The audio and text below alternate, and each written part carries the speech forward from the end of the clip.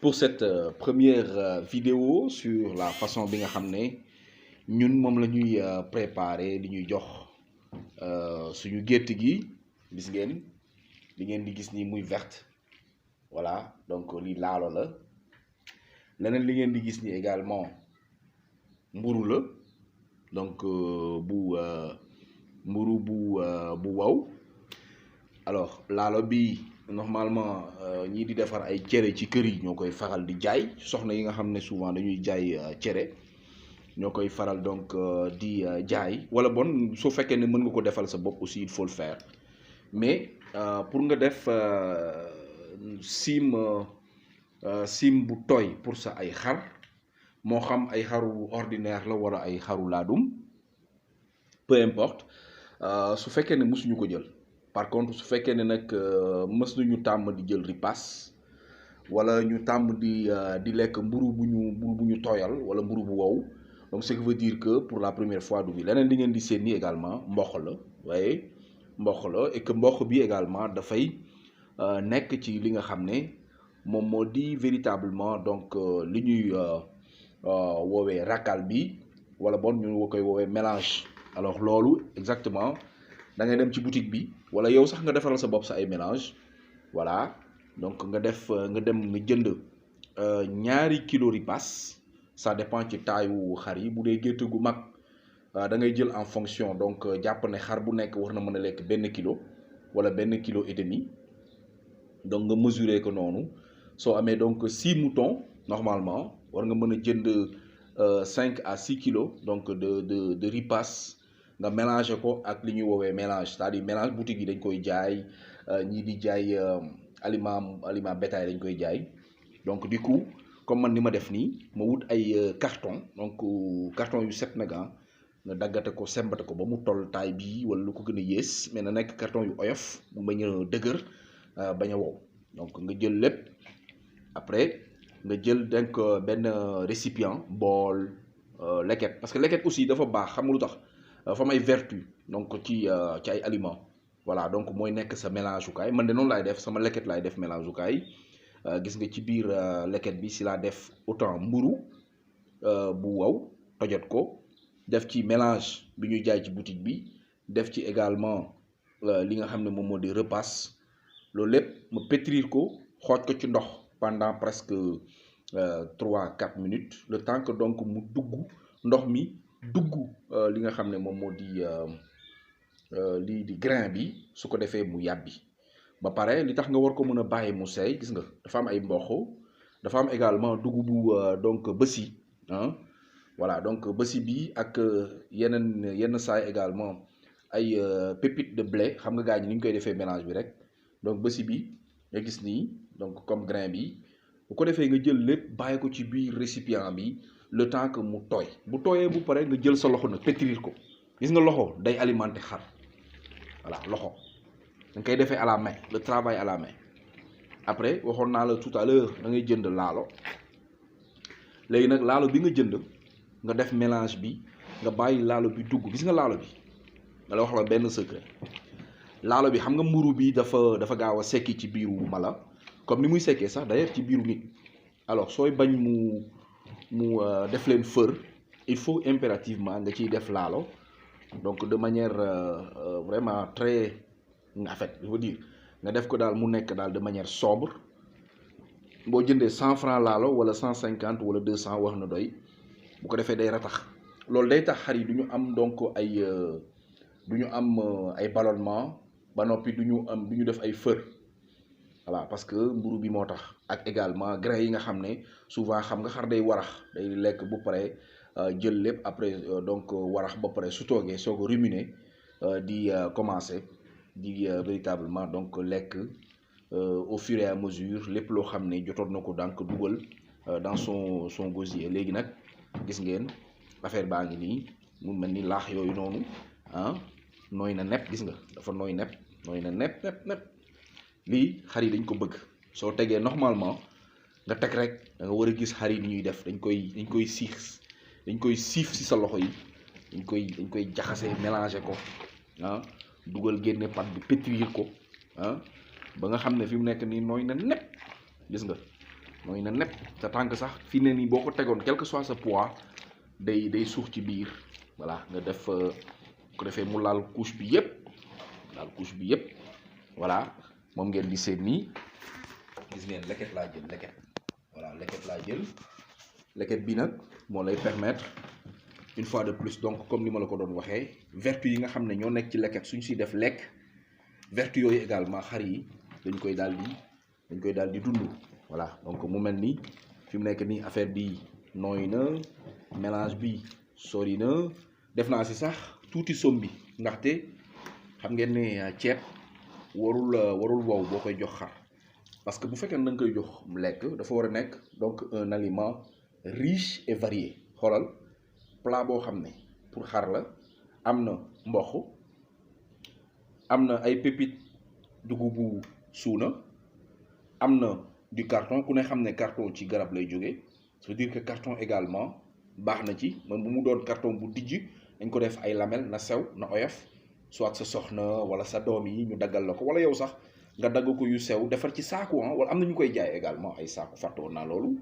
nga dem jënd ko boole ko jënd mburu soo demee ci boulangerie saak bu weex bi voilà xaaral ma wan la lii mooy saagu mburu bi gis nga mburu bu wow lay doon voilà mburu bu wow gis nga mburu bu wow voilà donc mburu bu wow bi boo ko siy def danga koy pétrir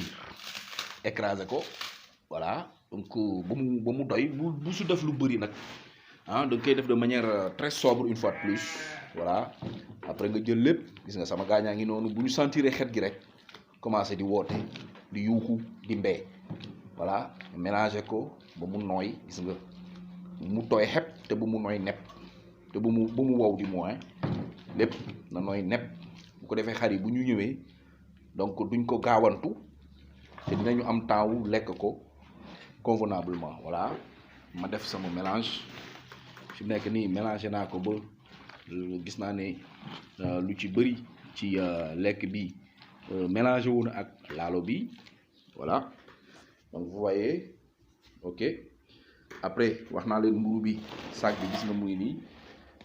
bon sans faire de publicité FKS aussi seen kii baax na super laadum également ñu si bëri nee na ñu super laadum lu si bëri duñu ko faral di tooyal mais ça dépend également ci xar yi parce que gisuma ci sikk mais bon li gën rek mooy surtout ripaas nga xam ne dafa ay grains yi dafa dijji de préférence nga tooyal ko de préférence nga boole ci laalo boo ci defee carton également parce que carton également dafa sëcc moo tax bu amee laalo dina neex a lekk su koy xëccaat di ruminer également dafay yomb te buy dem également ay buy waddal buy def ay toilettes maanaam su xar bi di waddal du am problème ba noppi également donc du fatt fi nga xam ne moom moo di gaanuwaay bi du seere maanaam donc gis nga ma bàyyi bu ñu moom ñoom lu ñu yàkkamti il faut garder son mal en patience donc patienter davantage pour que mu wóor ne li ngay jox sa xar yi dafa baax voilà après finalement ñu war a dem nag léegi dem jël ay paan yu set parce que xar buy lekk dafay bëgg mu set comme yow nit ni ngay bëggee mu set noonu la xar également di bëggee mu set bu ko defee nga jël paan yi layandi ko xaaral ñu wan leen le procédé. donc li laa doon wax que paan yi on a besoin véritablement d'un que mu set voilà dama ci fekkoon loo xam ne ci suba la woon bi nga xamee ne mayoon nañu xar yi ñu naan ma dem directement ci robinet bi layandi paan yi indi paan yi parce que lekk bi ñu lekk ci suba lu tooy ngoon bi day normal bu ñuy lekkaat ñu def le tout pour bi nga xar yi di lekk gis nga ma jàmb sama loxo bi instant bii nii daf leen di xeeñ du coup xar yi dañuy bëgg tout de suite affaire bi ñëw dal seen kaw pour que ñu mën ko lekk voilà raxas naa benn paan bi mu des beneen bi dégg nga xar yi fi mu nekk nii duñu la may jàmm nii lañu def des fois sax da ngay dem ba doo ko mën endurer ndax pression bi day bëri mais il faut faire avec parce que c'est des animaux donc ma raxas paan bi ba mu set voilà layandi ko layandi paan bi ba mu set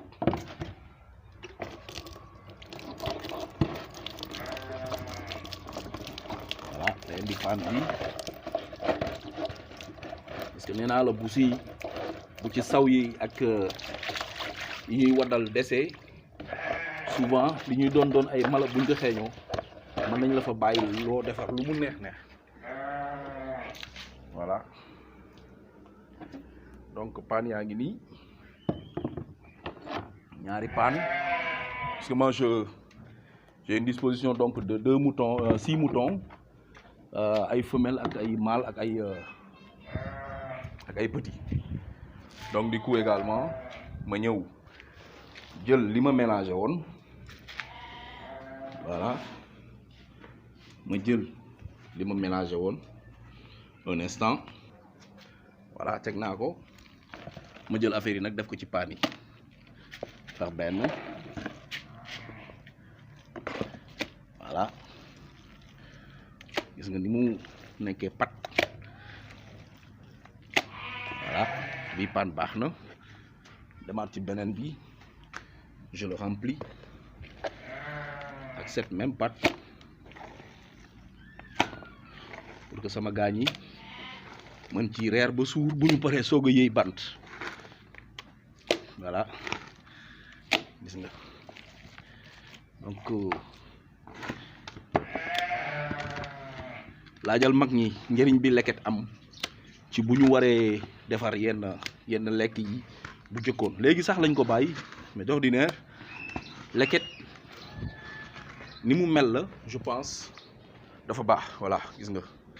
leket après day bokk ci li ñuy raxas mën nañ ko teg ci bool yi voilà gis nga affaire baa ngi nii ça paraît gis nga comme genre añ rek voilà sama mbokk yu sant Cissé yi xam naa foofu la ñuy gis seen bopp donc muy noonu voilà donc doon na pat après nag léegi ñu soog a dem ci gétt ga fexe ba mala yi daal di génn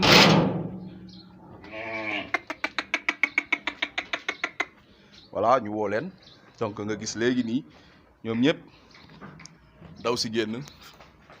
donc ñu ngi nii donc ñëw pour war a mën a profito lekk affaire bi gis nga voilà donc gis nga leen tegal leen ñam bi bàyyi ko à leur disposition fi mu nekk nii ñoom ñëpp commencé nañ di rey seen bopp gis nga affaire bi dafa neex voilà xar yaa ngi noonu commencé nañu di régalé wu gis nga voilà dafa neex voilà dafa neex lool ñu noonu gis nga ñu koy xëccoo sax ku lok wala ku sax abal sa morom voilà duñu wàcc ndaxte mélange bi baax na donc nii la ñuy defaree véritablement laaxu xar wala mbaxalu xar noo ko mënta tudde rek noo la neex mais l'essentiel na nekk loo xam ne ñoom mala yi dañuy mën a gis sa bopp xam nga ne lii dafa neex gis nga xar yi doo fi gis généralement bu ràgg ndax nii lañ leen koy defalee saa su ne gis nga voilà bon femelle yi nag c'est normal parce que la plupart dañuy nàmpal moo tax gis nga voilà xoolal sa xar yi bu ñu yendoo bëccëg sax nga dem ñëw bu ñëwee affaire bi du rës donc mbaax yooyu ñu fees seen biir yi moom la ñuy yóbbu gis nga nii lay demee te xar yi également duñu graisse voilà c'est important duñu graisse voilà c'est de la bonne chair gis nga leen dafa neex voilà gis nga jaaf-jaaf rek lekk ba suur voilà mala nii lañ koy toppatoowe da ngay jox mu lekk ba suur nga yafal ko voilà kon nag bu leen fàtte abonné wu ci suñu page YouTube et di ñu suivre également sur les réseaux sociaux vous pouvez revenir bàyyi leen seen ay commentaires bës leen ci cloche bi également ci suuf su ko defee ngeen mën a am yeneen ay vidéo ci chaque fois plat yi nga xam ne donc moom la ñuy faral di jox xar pour que toppatoo bi pour que booy waajal ay tabaski ak yu ni mel nga mën a am ay xar yu suur ay xar yu duuf yoo xam ne gars yi dinañ ko mën di soxla ci yow suñu ñëwee di ko jënd. kii moom doyalul ndax mu ngi nekk ci ca la ca des ci baaraam yi di mar voilà après nag nga jël ngooñ sotti leen su ko defee ñu yëy bant gannaaw ba ñu lekkee d'abord donc lu tooy bu leen jox lu bëri nag danga leen jox lu yem rek ñu yëy bant voilà donc tuuti bant yëy ko parce que dafa bokk ci reesal bi mu ngi noonu lañ leen doon wax ci bool bi xar yi bàyyiwuñu fi dara parce que des fois sax dañ koy mar ba bool bi mel ni lu set wecc ci mi nga xam ne noonu lañ ko defee gis nga ñaari paan la woon defuma sax lu bëri parce que damay bañ ñu graisse moo tax mu ngi nii lekk nañ ko ba mu set wecc tellement li ñuy def nii c'est très savoureux essayez leen ko ak seeni xar rek et vous m'en direz des nouvelles voilà donc gis nga lekk nañ ko ba mu jeex tàkk wàccuñu ci dara voilà ñaari paan yaa ngi nii set na wecc te dama ko duyoon bu la neexee nag nga duy ko ba mu fees ça dépend si xër gi nga xër ci sa xar yi rek mu nga noonu jërë ngeen jëf kon ba beneen